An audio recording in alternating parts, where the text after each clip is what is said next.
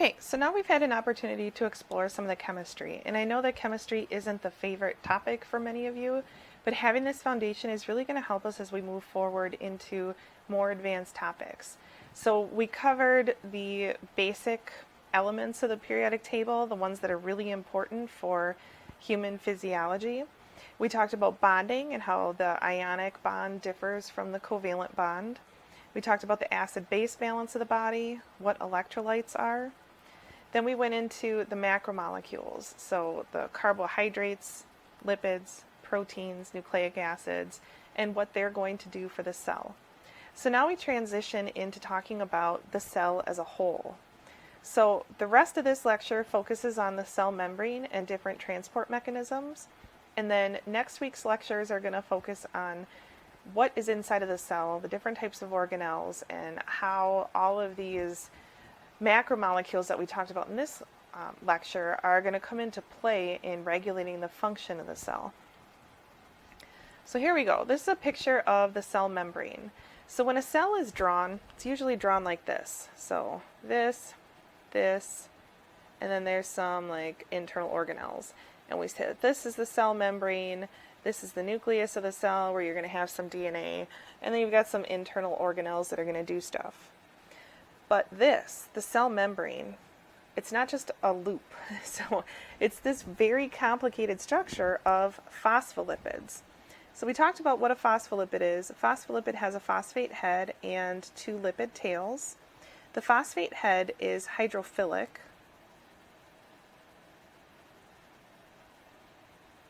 which means it's water-loving. If you look here, the phosphate heads are on the surface of the cell, and the phosphate heads are also on the inside of the cell. So this entire thing would go around in a loop to make the rest of the cell. This is the cell membrane.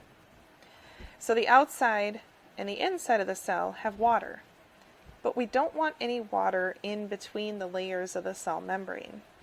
So that's where you'd have those hydrophobic or water-fearing tails.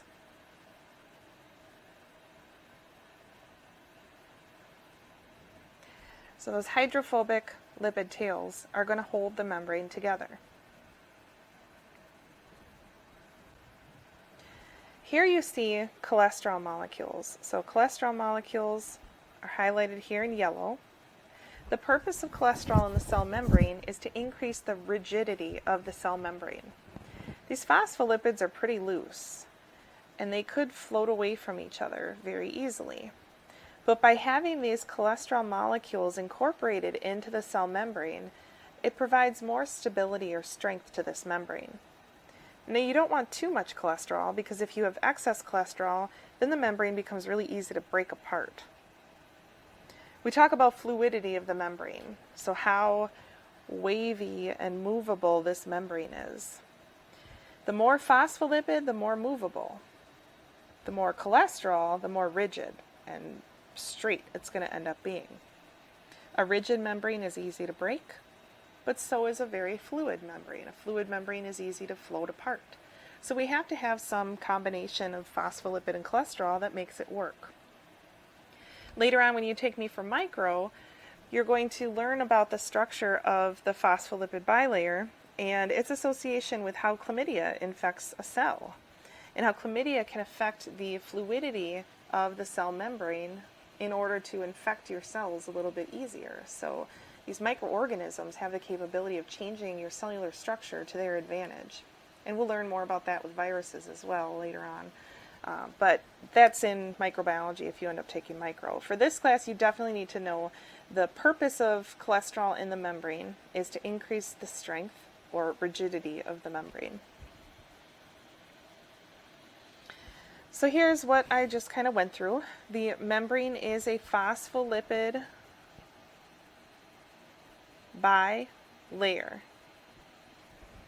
So part phosphate, part lipid, and there's two layers of them, as depicted here. You've got the phosphate, the lipid, and then you have a whole nother layer, the phosphate and the lipid.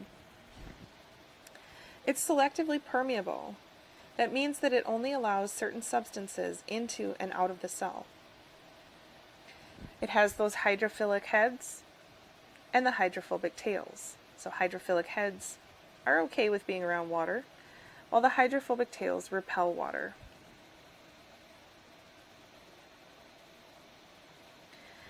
So looking at this picture of the cell membrane, if we kind of go back here, you see there's a whole bunch of stuff in the cell membrane. There's all sorts of proteins, glycoproteins, glycolipids. There's all sorts of peripheral proteins, integral proteins. All of these things are moving around constantly inside of the cell membrane. So if you take a snapshot, a real picture of a cell membrane, and then take that same exact picture a couple seconds later, all of these proteins will be in different locations because they are moving around depending on the needs of the cell. And they're all doing different functions for the cell. Transport proteins allow for the movement of substances into and out of the cell. It's kind of like a doorway. If you think about the doorway to our classroom, if I have the door open, then students can come into the classroom. If the door is closed, then you can't come into the classroom. But those transport proteins are selective. They only allow certain substances to pass through. So if you're trying to get into a concert and they're scanning tickets at the door, you need to have that ticket in order to make your way through that door. If you don't have the ticket, you're not allowed through. So membranes are selectively permeable because their transport proteins are specific. They only allow certain substances to pass through.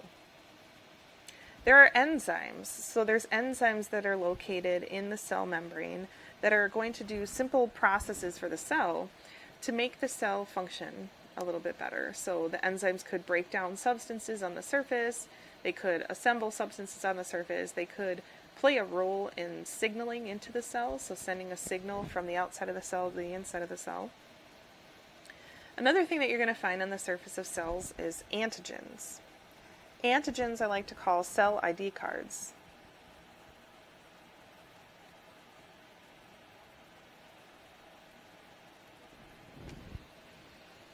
So it's a series or an array of glycolipids, glycoproteins, straight up proteins, different types of molecules that give that cell its identity. And it's not just one antigen, it's a combination of antigens. So if a certain cell has X, Y, and Z on its surface, then we can successfully identify it as a T cell. If another cell has A, B, C on its surface, then we can successfully identify it as a fat cell. So it's an array of proteins and other types of molecules on the surface of the cell that gives that cell its identity. But we can go further than that. Our immune system has to be able to recognize what belongs in the body and what doesn't belong in the body. So if we have antigens that are self-antigens, your immune system is going to leave it alone because it realizes that that belongs in the body. If we see antigens on the surface of something like E. coli, those are going to be foreign antigen. Your immune system would get really upset by seeing that, so it would attack that E. coli. Adhesion proteins. Adhesion proteins are going to allow the cells to stick together. So they allow the cell to stick to other cells in order to form tissues. And we're going to learn about those adhesion proteins at the beginning of the next week's lecture. Then there's also receptor proteins. Receptor proteins are going to allow for the reception of signals from the environment. So if we have a hormone that's floating around and the hormone comes and binds to one of the receptor proteins, that's going to trigger an internal signaling of sorts that's going to lead to a change of what's going on inside of the cell. So if the growth hormone, for example, bonded to the growth hormone receptor of a cell, then that could lead to increase in mitosis or cell division, an increase of growth of those cells. So we have to have receptor proteins in order to pick up on signals from the environment, whether it's signals coming from temperature or light or like sensory signals or hormones or neurotransmitters as found in the endocrine and nervous systems.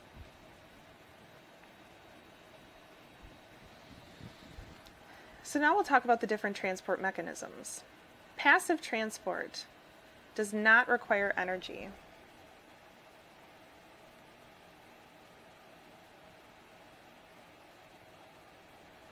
And it's a movement of substances from high concentration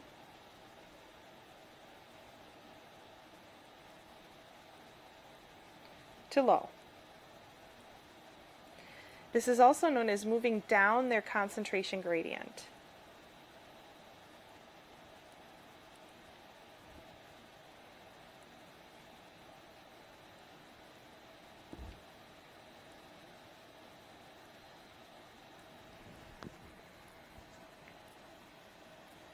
These are examples of types of passive transport. So with diffusion, it's not necessarily involving a membrane. Diffusion, you're just moving down your concentration gradient. You could be moving through a membrane, or you could just be diffusing in a new situation. So an example of diffusion, if you were to put a lump of sugar in your tea, as soon as that lump of sugar hits the bottom of the cup of tea, the molecules are slowly going to start to diffuse to take up the entire space of the liquid container. So as they diffuse out, they're going to fill up the entire container, and then there's eventually going to be an equal concentration of sugar everywhere in the container. Simple diffusion across a phospholipid bilayer, you can't just have substances float through the membrane. It's like if you were to enter into the classroom, you can't just float through the classroom walls. You have to enter through a doorway. There's only few things that could actually go straight through the walls, and those include lipids and small nonpolar molecules. Why? Because this center is made up of lipids. So only lipids could be able to pass through something that's made up of lipids. This repels all polar substances, including water.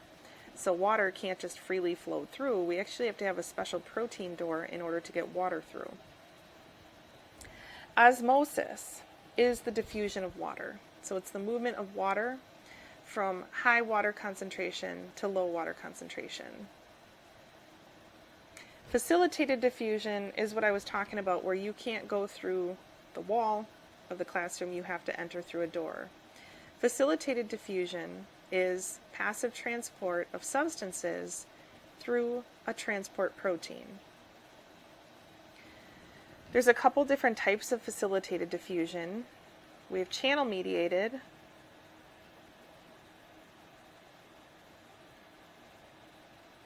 and we have carrier mediated.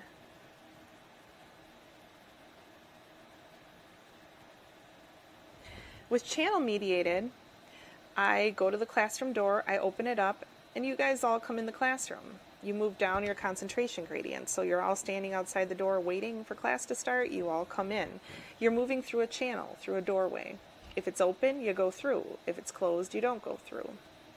With carrier mediated, I would actually stand in the doorway, grab you, and throw you into the classroom. So these molecules actually have to physically come in contact with the protein that's allowing them to pass through. So carrier mediated, the transport protein carries the substance through the membrane, while with channel mediated, it's just kind of like an open doorway where the substances will pass through. Water can move in through channel mediated, so the channel opens and the water goes through. While something like sodium potassium typically requires the carrier mediated, so it's going to carry it through the membrane. Glucose, carrier mediated, it's going to carry glucose through the membrane. Facilitated diffusion, even though it's using these proteins, still does not require energy, and it's still moving down their concentration gradient.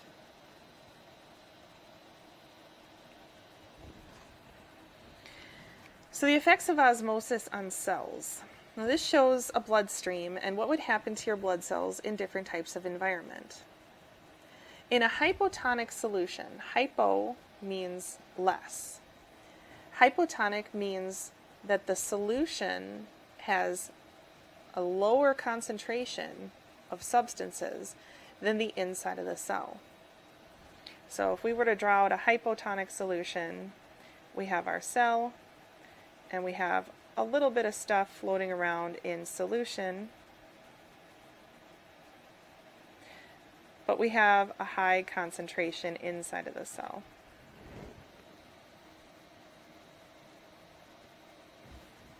We're going to come back to that, but I want to go through this example so that you understand what would happen in a hypotonic environment. So if we look at this, so we want to reach an equilibrium, where we have an equal concentration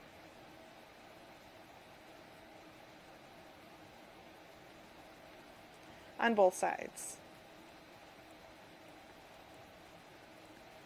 Here you can see there's a lot of water, and here there's not so much. What side will the water move toward? Well, if we want to equal out the levels, we would have to move some of the water from that side to that side. So this one would get higher, that one would get lower, and then we would have equal water levels on both sides.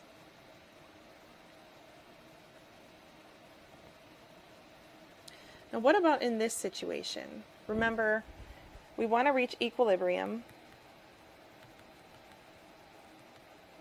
with an equal concentration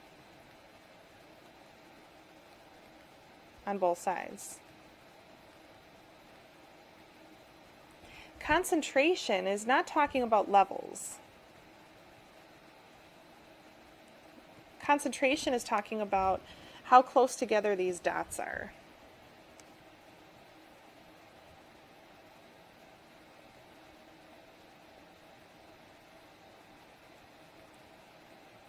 And those dots we'll just call solute.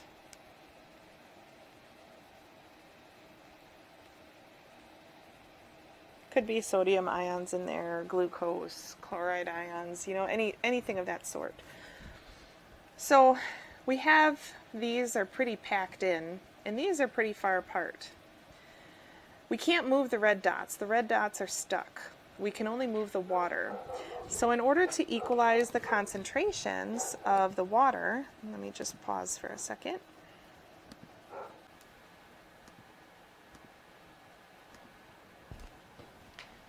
So in order to equalize the concentrations, we would have to move water from this side to this side. If we did that, these dots would become closer together, these dots would become farther apart. And now our water to solute ratio would be equal on both sides of the membrane. So we don't necessarily care about levels or quantities, we care about concentrations. And concentration is the driving force for how we would move water from one side of the membrane to the other. So again, if we go back to this situation, in order to equalize the concentrations from the inside of the cell to the outside of the cell, water would actually move into the cell. That would dilute out the center of the cell, and it would concentrate the outside of the cell. So in a hypotonic solution, the cells will swell. What's an example of a hypotonic solution? Well, if someone were to get distilled water in an IV, that would create for a hypotonic solution. Distilled water doesn't have solute in it. So water would be forced to rush into the center of the cells, and all of your red blood cells would start to swell open. And that's a problem. If they swell too much, they could rupture, and we don't want that to happen. So hypotonic solution, the solution surrounding a cell has less concentration than the inside of the cell. Water would end up rushing into the cell. If we go to hypertonic, hypertonic is the opposite scenario. So in a hypertonic solution, we have a cell that has a normal amount of stuff inside of it, and then we have a solution surrounding the cell that has tons of solute. In order to equalize the concentration here, water would have to leave the cell, and the cell would end up shriveling up. This happens all the time when you become dehydrated. So in a hypertonic solution, that solution would draw water into it, so the water would leave the cell and go into the environment. If you've ever salted your sidewalks in the wintertime, and then see what happens in the springtime to all the grass that's bordering the sidewalk. What you've done is you put solute, that's salt, around the plant. Now that creates a hypertonic environment around the plant. So the water actually rushes out of the plant to dilute out the salt in the environment. If you've ever over-fertilized a plant, same thing, same concept. When you fertilize a plant, if you put too much fertilizer, it's actually going to draw water out of the plant. And that's going to dehydrate the plant. So you need to add a lot of water with the fertilizer in order to rehydrate. Iso. Iso means similar. So in an isotonic environment, there's a similar concentration of solute inside of the cell as there is in the solution. In this situation, you are going to have water moving into and out of the cell equally, but there's not going to be an overall drastic change in the cellular volume. This is why they give you saline as fluids in a hospital. If they were to give you distilled water, it would create a hypotonic environment. If they were to give you straight up glucose, it would create a hypertonic situation. So to adequately hydrate a patient, you'd give an isotonic solution. That's a similar concentration into and out of the cells, which is going to increase fluid volume without affecting the size and shape of the cells.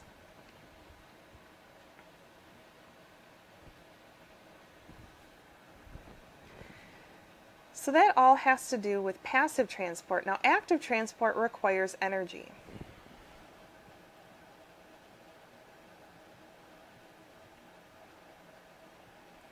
This is the movement of substances from an area of low concentration to high.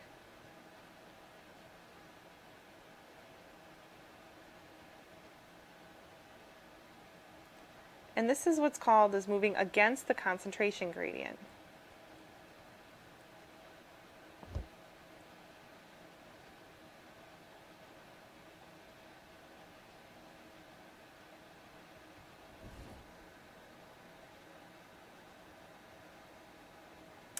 It's like nearly impossible to write on this screen there. So pretend that looks like the letter T. Anyways, so we're moving against the concentration gradient.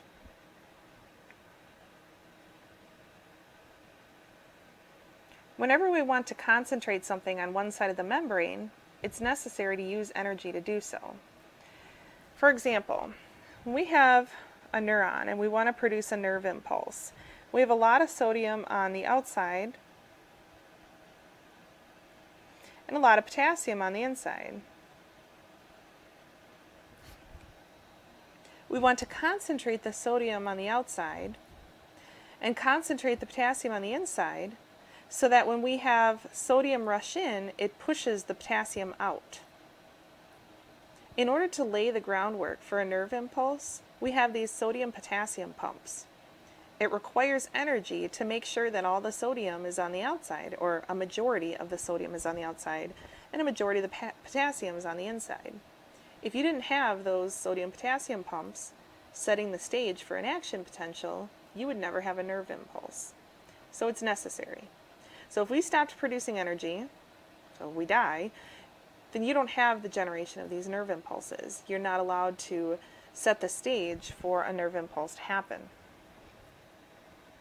Some other types of active transport include bulk transport, when you're moving large substances into and out of the cell.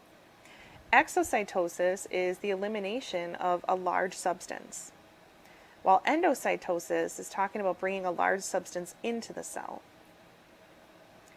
Phagocytosis is cell eating.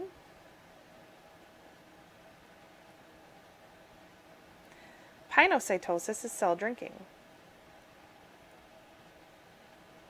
when a large quantity of fluid is brought into a cell. So let's say you have this cell called the macrophage, and the macrophage wants to eat a bacterial cell. Well, the bacterium is going to push in, and through the process of phagocytosis, this macrophage is going to then consume the bacterium. But now you've got bacterial debris inside of the macrophage, which has to be eliminated. So you're going to bring this toward the surface, and then you're going to eliminate the bacterial debris through the process of exocytosis. So endocytosis, you bring it into the cell. Through the process of phagocytosis, so phagocytosis is just the specific type of endocytosis. So phagocytosis, you're going to eat it, and then you have to eliminate the debris, so you exocytose the debris. Anytime you have a large substance leaving a cell, it's exocytosis. When a large substance enters the cell, it's endocytosis. And then the two types of endocytosis include phagocytosis, which is eating, pinocytosis, which is drinking.